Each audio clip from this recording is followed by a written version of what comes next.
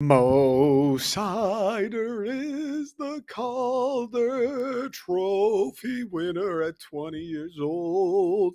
The defenseman of the Detroit Red Wings wins it in a fucking runaway, as he should, because he's by far the best rookie in the NHL. Mo Seider. Thank you. Thank you, everybody. Thank you. I know. Yep. I hear you applauding in your car on your commute. I hear you applauding at your desk. I hear you applauding at the gym. I hear you applauding laying in your bed. Everybody applauding. I can hear you guys. I appreciate it. It was a nice rendition. You're right. I do have the voice of an angel. You're right. Once again, I do have a really distinctive and mahogany, just rich sounding tenor that I can produce out of here. The diaphragm really just opens up and I get a nice flow of air and it just allows me to create these beautiful sounds. I do get mistaken for Josh Groban quite frequently, mainly at the gym. And it's not because of my long hair or because I'm, phenomenally good looking or because Josh Groban lifts as much weight as I do. It's because when I hit those showers before work, I put on a serenade for everybody who likes to get clean. Thank you. I appreciate that. Mo Sider wins the Calder, and rightfully so. I mean, can you imagine a reality? Can you imagine a world in which he didn't win the Calder Trophy this year? Like, can you fucking imagine that? You know what's fucked up? Part of me earlier today, like 5 o'clock, 6 o'clock, before they announced the winner, part of me was sitting there like, I can imagine that. For some reason, because he plays for the Detroit Red Wings and that 38-year-old plays for the Maple Leafs with Matthews and Marner, they're going to give it to him because the Maple Leafs made the playoffs, because the Maple Leafs are from Toronto, because everybody sucks the Maple Leafs dick, because everyone's Canadian, because he's 38, because this, that, the other thing. They're going to give it to him because he's the sexier player. He scores goals. Mo Sider just doesn't do anything wrong. They're going to give it to the Maple Leafs guy. I could believe that there was a fucked up reality in which Mo Sider didn't win it, I don't know, a few hours ago. I'm glad. I'm glad that that hasn't come to fruition. I'm glad that Mo Sider did win it, for a few reasons. A is the right decision. I mean, like, Red Wings fandom aside, he's the most qualified candidate. Mo Sider was the best rookie in the NHL. Dude, this guy was so good. He's the best rookie in the NHL this year. This guy was so good. He was one of the best defensemen in the NHL. Think about that. What is he, 20? First year in the league? He was one of the best defensemen in the NHL, playing with that fucking broom handle, Danny DeKaiser, half the time. Playing on one of the worst teams in the league in the Detroit Red Wings. Hate to say it, they're my guys. Wish they weren't one of the worst teams in the NHL, but guess what? They have been since I was 18. They have been. It is what it is. Playing on one of the worst teams in the league with a guy, a sorry excuse for a fucking paint bucket as a defensive partner, and he still was the best rookie in the league easily and one of the best defensemen in the league. Do you believe that? And there was some sort of question like, do you think Sider will win it? He probably should win it. Do you think he actually will, though? It's unbelievable. It's sickening that it wasn't a certainty, but I'm glad he did win it. Good for him. He deserved it. Hopefully, it's like hopefully this works a few different ways. One, hopefully it's like Mo Sider looks in the mirror tonight and goes, whoa, like I can be pretty fucking good. I can Rookie of the year? I wasn't even trying. This team stinks. Everybody I played with, fucking horrible. I wasn't, e, I, and I was the rookie of the year. Hopefully he looks at himself in the mirror tonight and goes, I can be a Norris Trophy winner. I can be the best player in this league. McDavid, who, brother? McDavid, nobody will be talking about him when I snap him in half the first time we see Edmonton next year. McDavid, yeah, McDavid can score. What happens when an unstoppable force meets an immovable? What happens when an unstoppable force meets an immovable object that also happens to be an unstoppable force? That's what happens when Connor David meets Osider. That unstoppable force hits the immovable object, but since our immovable object is also He double times. And the daylight as an unstoppable force, nighttime as an immovable object. We move him back anyway. Mo Sider, I hope, is looking in the mirror tonight, taking a cold fucking shower, watching season 2 of The Wire, and I hope he pauses the episode halfway through because there's a scene. Omar's coming, everybody. Omar's coming. And he stops and he goes, I'm Omar. I can be Omar. I want to be Omar of hockey. I want people when they see his double barreled hockey stick rolling around the corner, they see that 53 coming to them, that lettuce, that billowing, oh, yeah, in the wind. I want people, grown ass men, drop their kids off at soccer practice before the game. Grown ass men that have to get checked for testicular cancer, grown ass men to see Mo Sider and nearly wet themselves. I want grown ass men to be coming back to the bench going, no, I just got a bunch of ice shaving. No, the goalie squirted his water on me. I didn't piss myself because Mo Sider was near me. That's what I want Mo Sider to turn into. That's what I hope this catalyzes. I hope he realizes, oh, I can be pretty special here. Steve Eiserman sits him down. Hey, Mo, you can be pretty special here. And this guy goes balls deep this offseason. This guy doubles, triples, quadruples, pentuples, sextuples, septuples down on being the best defender in the NHL. I hope that's what happens. Lord knows the Detroit Red Wings could use it. Lord knows he's capable of it. I mean, the guy was a savage. I know Ken Daniels and Mickey Redmond said it a lot, and he has the highlights, right? Like didn't give a fuck. He would just hit everybody. Anytime someone tried to hit him, they ended up on the ground. He's just a sturdy dude. He's a big fucking boy who doesn't shy away from anybody, which is an incredible quality to have. I mean, you look at Victor Hedman. Who's that dude running from? That dude would punch Thanos in the nose if he got the chance. Mo Sider doesn't care who you are. And we saw him in one of the first games of the year, jawing at Victor Hedman, fucking around with Victor Hedman. Maybe the most physically imposing guy in the league, another one of the best defenders in the NHL. Mo Sider, in his like fourth game of his career, didn't give a fuck that Victor Hedman was trying to get in his head. He didn't care at all because he's coming for the throne. You come at the king, you best not miss the wire, Omar. There's going to be a new king shortly, or at least that's what I hope for. He's got the potential to do it because even though he had the highlight reel hits, he had some nasty goals. That one OT goal, I think it was in Buffalo. That was one of the more unreal goals of the season. I think he had one more OT the one time, or was that against the Islanders at home? That was sick too. He had the highlights. He scored the goals. He had the hits. The most impressive part about Mo Sider all season long, two things. Was the fact that he just never shied away, but two, the guy doesn't fuck up. The guy never makes mistakes. He always knows where the puck is going before he has it. He always knows who's open before he's going to pass it.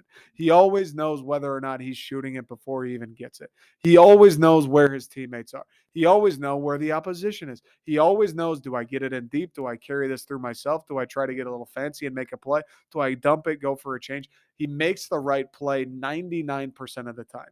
And that, not only amongst defenders, that might be the rarest trait a hockey player can have, is knowing what you're supposed to do 99% of the time, knowing where your teammates are 99% of the time, knowing where the puck needs to go to end up in the net 99% of the time, knowing when to shoot it, shooting it without hesitation, knowing when to pass it, knowing how to pass it, where to deliver it, who to look for, what area someone should be in that will be a goal scoring opportunity.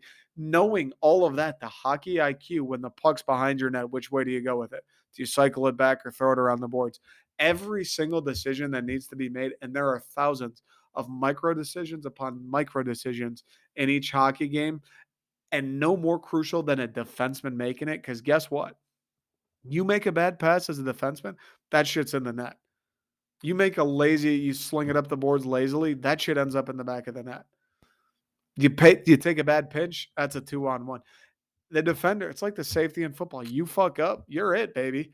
That's on you. They score a goal, that's on you, pal, because you didn't use your head or because you weren't prepared enough or because you just simply didn't know what to do. Mo Sider was so impressive for a guy first year at the NHL speed, where you have to imagine, although he was great in the SHL, he was great in juniors against very good competition. You have to imagine playing on a little smaller ice against the best players in the world. Everybody gets on you a lot faster.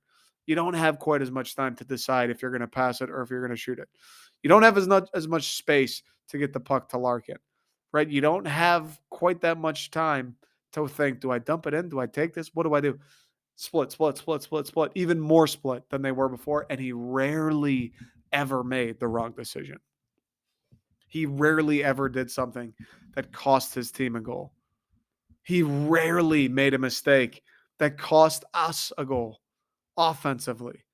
He was always on top of it, always aware, always knows where the puck needs to go, always knows the smartest play, the safest play, the right play. And then you factor in the idea that he's just going to bulldoze kids.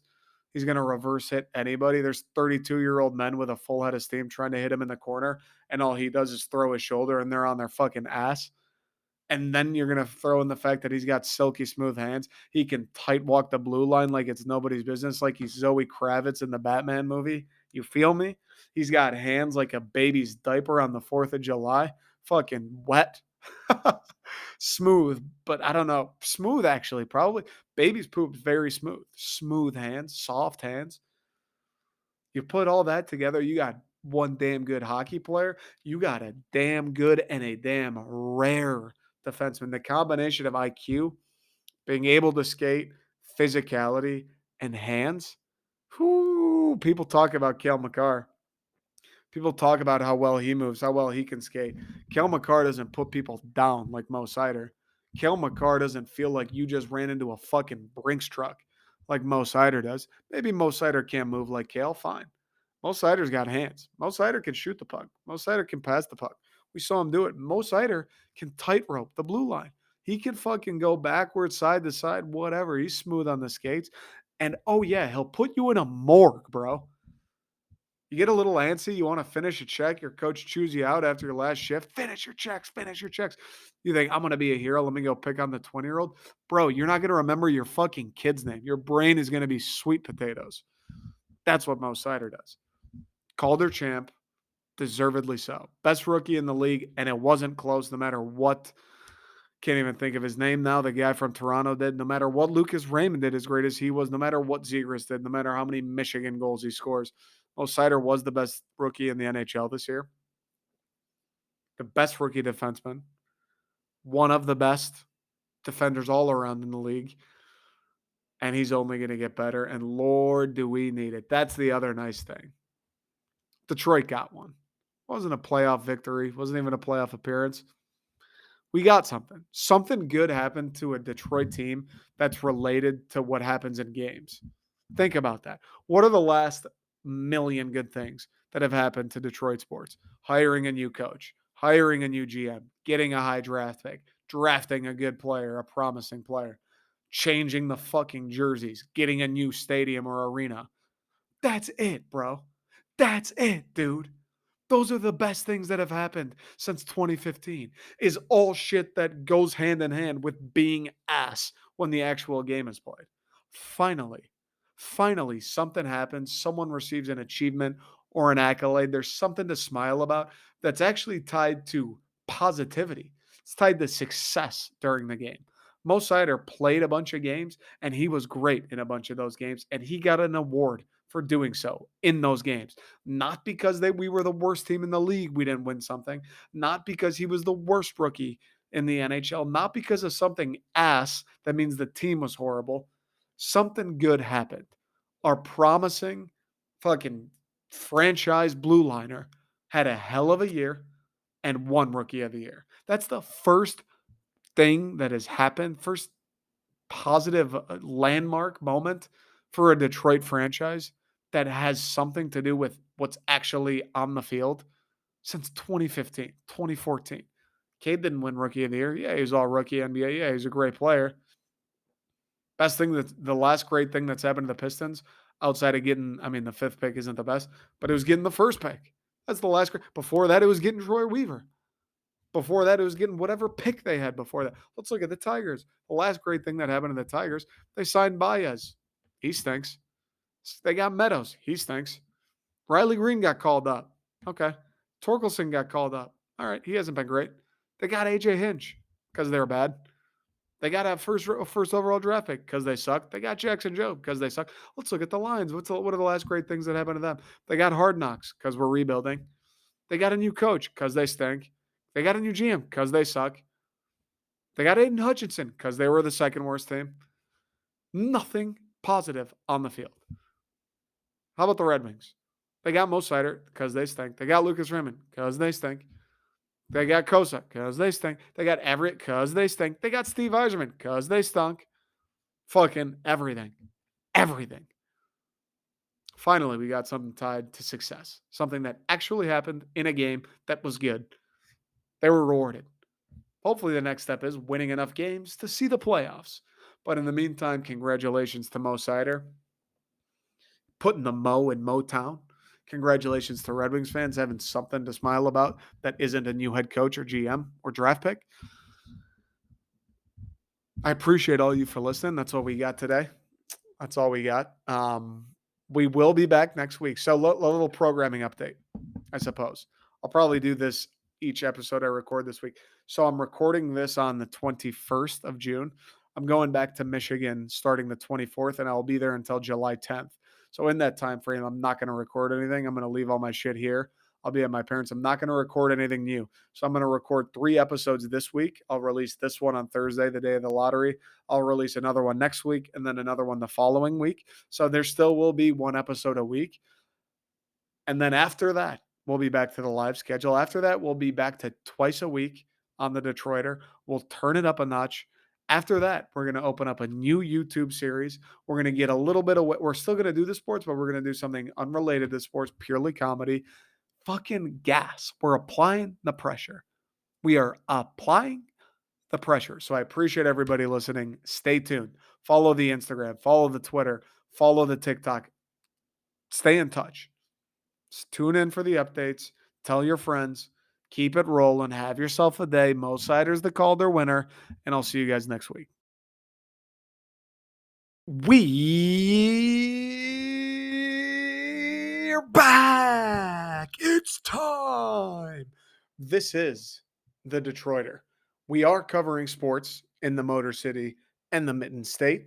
I am your host, Nick Bradley. Welcome back to the show. We are presented by the Second String, thesecondstring.com. Listen, you know the spiel by now. I guess I'm kind of obligated to say it like, right, if I'm doing a podcast here, if I'm trying to sell t-shirts, if I'm trying to get you to subscribe, follow along, join on for the ride, for the pod, for the content game, if I'm not starting off the podcast going, hey guys, this is the Detroiter. Hey guys, what do we do here? We cover sports in the Motor City. Who am I, guys? I'm Nick Bradley. Hey guys, if you like the shirts, we're presented by the Second String. If I'm not doing that, like, what am I doing? That's like a rabbi who doesn't talk about Moses. You feel me? Or right? Is he the Jewish one? That's like a fucking pastor who doesn't touch kids, like, what are we doing here? If I'm not going to do the podcast and tell you what I got going on, why you're here, why you're listening today, where you can check out this cool shirt amongst many others. Pistons draft is tomorrow, 5th overall pick, a wingman, a running man, Batman and Robin alongside Cade. We got the jerseys from, or not the jerseys, the t-shirt of the draft from last year, the Cade with the Old English D. One of the better selling shirts I ever made. Certainly one of the better selling Piston shirts we've done. Still fire. The simplicity of them is unreal. I mean, there's nothing to it, dude. We're not getting too cute. Just CA Old English DE. It's money. It's easy. Everybody can read it. Cade, you know what you're talking about. It's the double entendre. It's Cade with the Old English D, which is a world-renowned symbol for Detroit. They're still on sale if you want to get them. I think at the time of you listening to this, so fuck, I just realized this isn't going to come out until Thursday. So when this comes out, it will be the day the Pistons are making their selection in the NBA draft. So for that reason, this is what we're going to do. Thursday, the day you are listening to this, if you're listening to this right now, every Pistons item in the store, thesecondstring.com, every single Pistons item is going to be 20% off. I almost said 25. It's going to be 20% off today. This Cade shirt, we've got the Bad Boys 2.0 shirts. We got the OG Bad Boys shirts. We got the French Revolution Killian shirts. We got the Cade 2. This Cade shirt, we got another like more graphic kind of vintage looking Cade shirt. Everything in the store that is related to the Detroit Pistons will be 20% off on Thursday. Don't miss out. I don't do sales. I do sales. I think maybe I do a sale on Black Friday. Maybe I do a sale when like the football season ends. And maybe I do a sale when I'm selling old Pistons merch on draft night. Maybe. I don't know. It's going to be a 1 day thing. It'll be Thursday. It'll be over Thursday at midnight. So don't fuck up. Don't miss your chance. Don't DM me. That's my biggest pet peeve. Like I love people. Don't get me wrong. I love the people that want the shirts and are like, "Oh, it's a sick design. How do I get one?" That's awesome, right? That's always great to see. I love those people. But my biggest pet peeve is when I do a sale, or for instance, the Lions shirt, the Jamison Williams Hutch design. Unreal. One of the best designs I think I've done, period. Probably my favorite Lions one. You'll be seeing that soon enough as the football season approaches. I made that. I put it on sale like maybe a week after the draft. It takes a second, is the thing to get the design done. I think I put it on sale for a weekend. So like a Friday, Saturday, Sunday, a week after the draft. And I wanted to mess around, and I kind of do want to mess around more with testing like the all right, you can get it for 48 hours. Who's going to get it? Who's going to sleep on it? Just testing the supply and demand like that. The drop release method. I put them out, people buy them, and then no less than a week after they go off sale. After they're going away until I'll probably put them back like the week before the season starts or something. I'll probably bring them back before the Lions start, but it won't be up there for another 3 months, 2 months, whatever it is. No less than a week after I take them off sale, where I am specifically saying, guys, don't sleep on these. They're only going to be up for a little bit. Somebody DMs me, multiple people are DMing me. Oh man, I missed the Lions shirt. Can I get it still? Oh man, you took the Lions shirt isn't there anymore. I didn't get it in time. Like, how do I get one? Bro, that's the entire fucking point. And I hate to be that guy. I hate to gatekeep sweet ass designs. I hate to gatekeep fire Lions merch from Lions fans. I hate to gatekeep anything from anyone. I'm telling you guys, I'm like the boy who cried wolf. If I start telling you it's only on sale for a weekend, and then the second someone DMs me and goes, I didn't buy it this weekend. How do I get one? I just give them what they want. What does that make me? It makes me a pussy and a liar. So I can't do that. I can't do that. So hop on it now. This is probably going to be the only Piston sale. There'll maybe be one more Piston sale this year, the day after the season ends. Don't fucking ask me. Don't DM me. Oh, I didn't get the Cade shirt. Don't do that. I'll probably leave the Cade shirt up. Honestly, I don't know. Maybe till the season starts and then get rid of those too because these have been up for a while.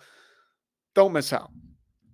That said, perfect segue into the Detroit Pistons, into draft night tonight, into the 5th overall pick, into Michael Jordan getting his Scottie Pippen. Cade Cunningham tonight will get his Robin. He will get his Starsky to his Hutch. He will get his Scottie Pippen to his Michael Jordan. He will get his Jose Canseco to his Mark McGuire. Cade Cunningham gets a wingman tonight. Cade Cunningham gets a wingman that when they show those graphics on NBA on TNT, the Pistons' big three, there's another face to go up there with Cade Cunningham's. That's what's going to happen tonight. And there's a few names being tossed around. When you coming in, we weren't going to get one of the four locks, or it wasn't necessarily a lock that we got one of the four locks. Those four locks being the big three: Jabari, Chet, Paolo, and then Jaden Ivey as the fourth. Word on the street, word in the Twitter streets, Sacramento isn't so interested with Jaden Ivey. That's interesting. That's interesting.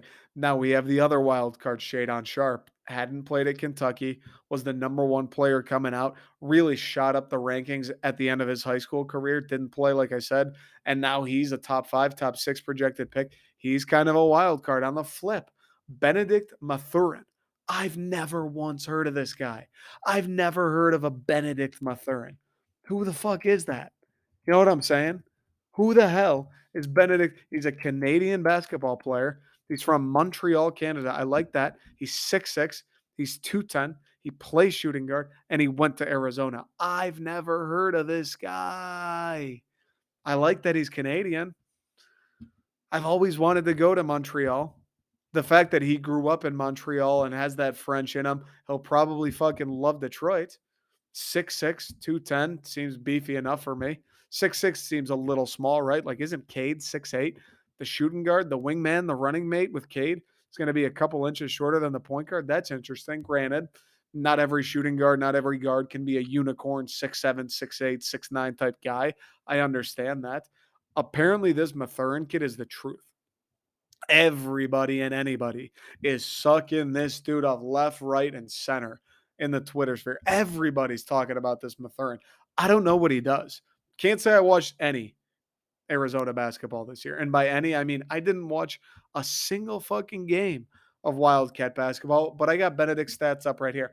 So in the 21-22 season, he played 37 games, 17.7 points on 45% from the field and 37% from three, 76 from the line.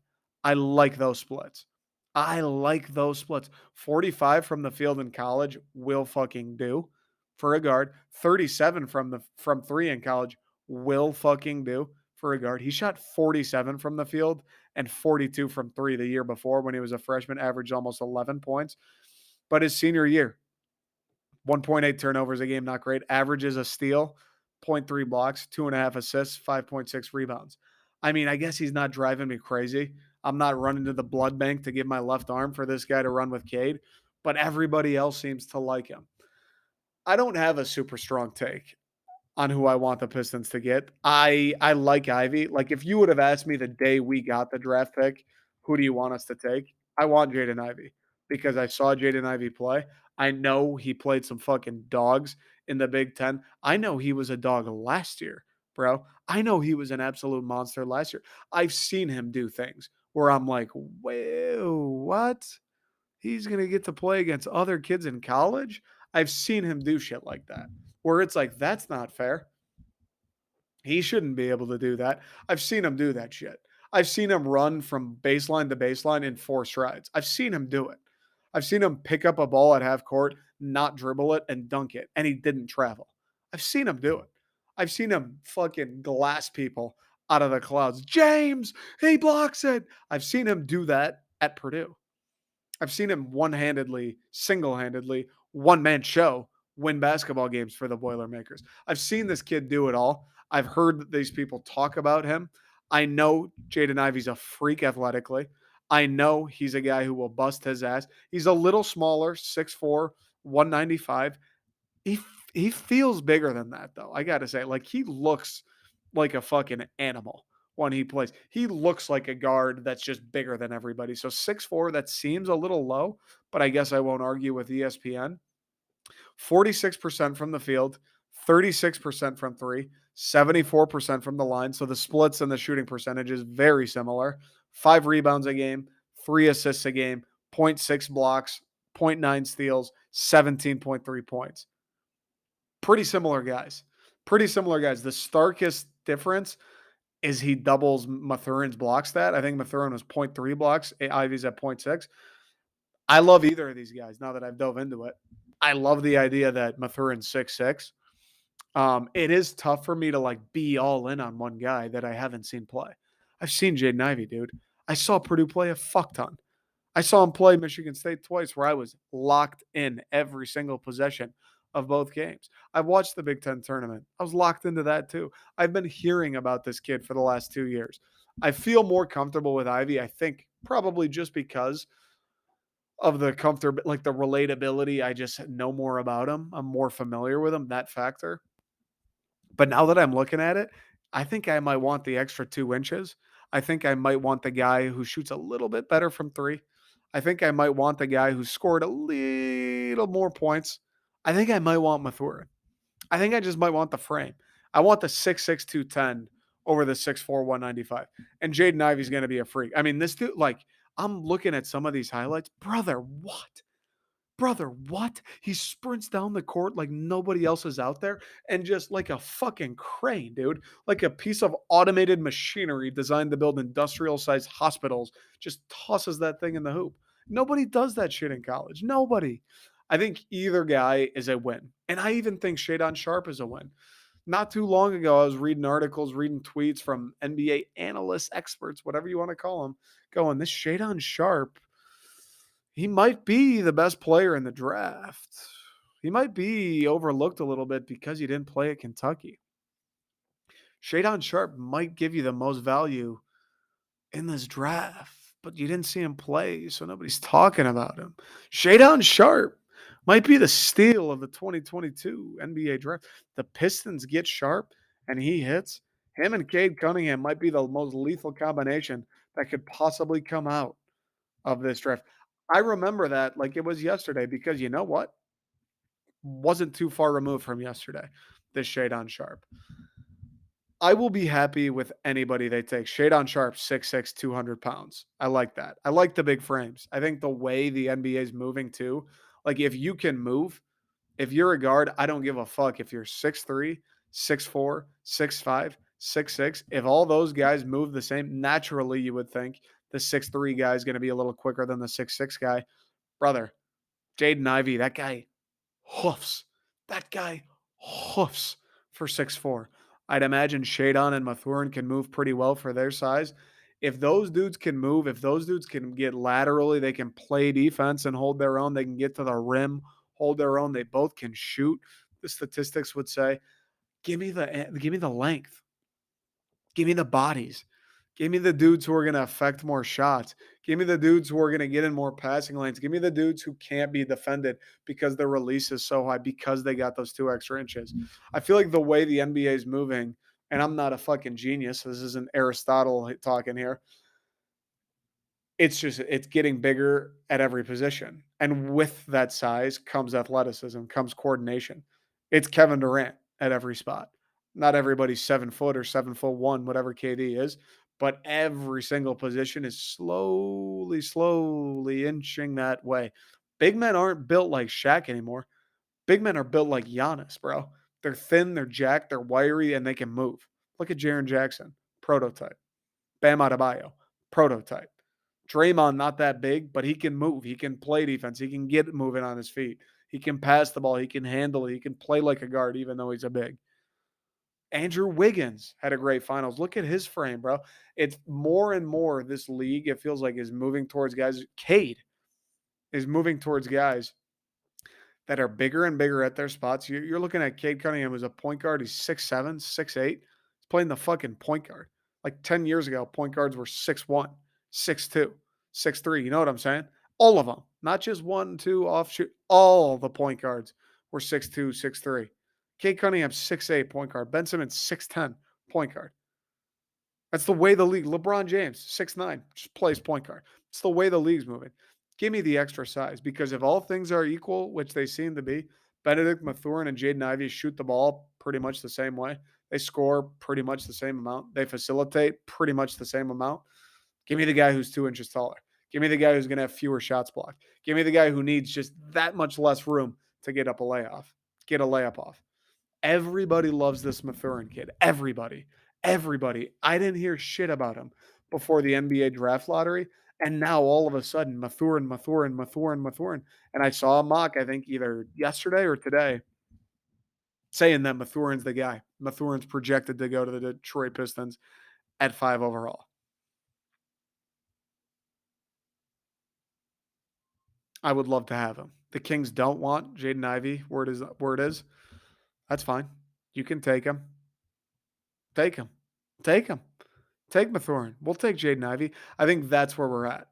That's where we're at for the Pistons. And I'm not even talking, oh, and Troy, we trust. I'm not even doing the me thing where I'm just going to be happy and positive and yeah, it'll all work out about whatever goes down.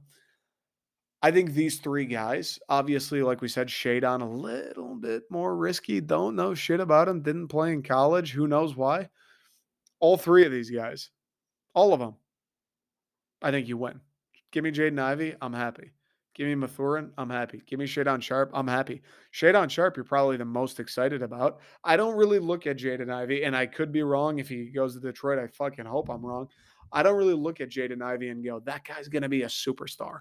That guy's going to change the team. That guy's going to change the league. I don't really see, maybe I'm wrong, knock on wood if they take him. I don't really see Jaden Ivey coming in and like being a dominant guy in the NBA. sure he'll be a good player. I'm sure he'll start.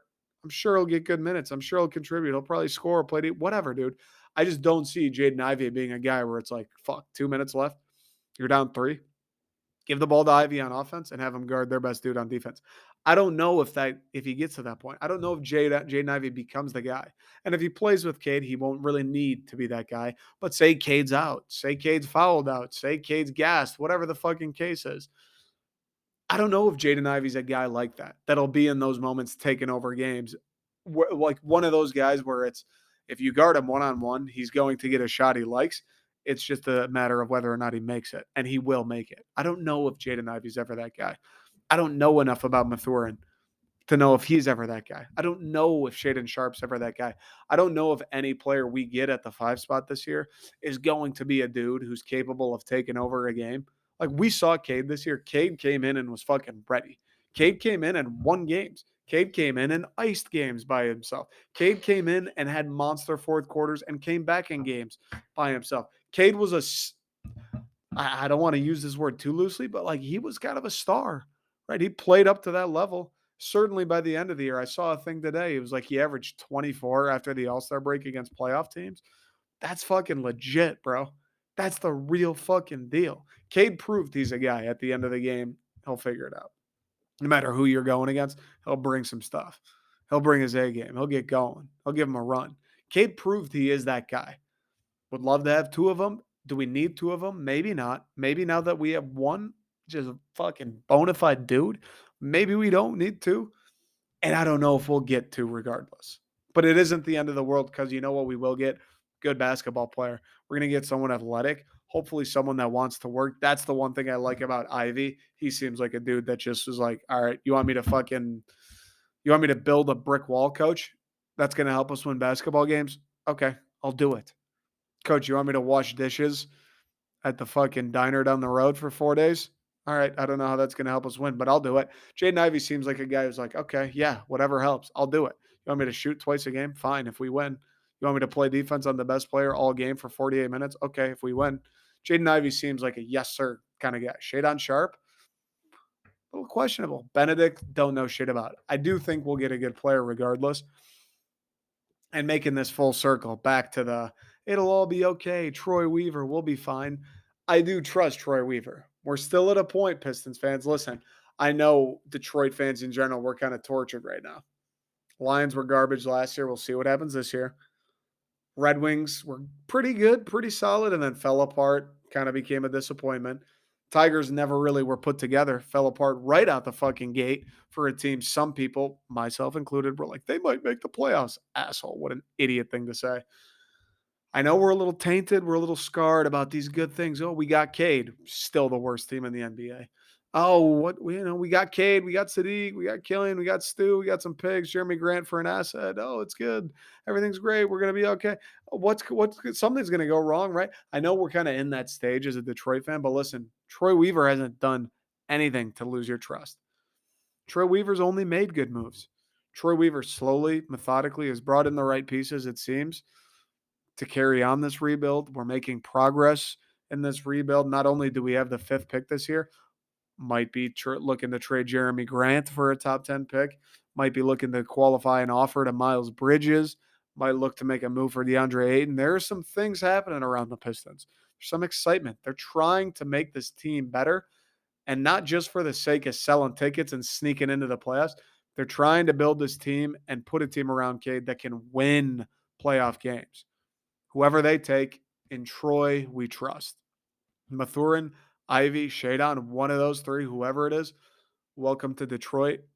Go shake hands with Cade Cunningham, clean his fucking carpet, vacuum his couch, whatever the hell you got to do, and get to work because we're sick of Detroit basketball being a fucking joke. Whoever it is, bring your stuff. Bring that hard hat. Bring that lunch pill. Bring your running shoes. Bring your Pepto Bismol because you're going to be fucking puking from working so hard. And let's win some basketball games. Quick break. Mo Seider's the Calder winner. And the sun's going to come up tomorrow. So we'll talk about Mo.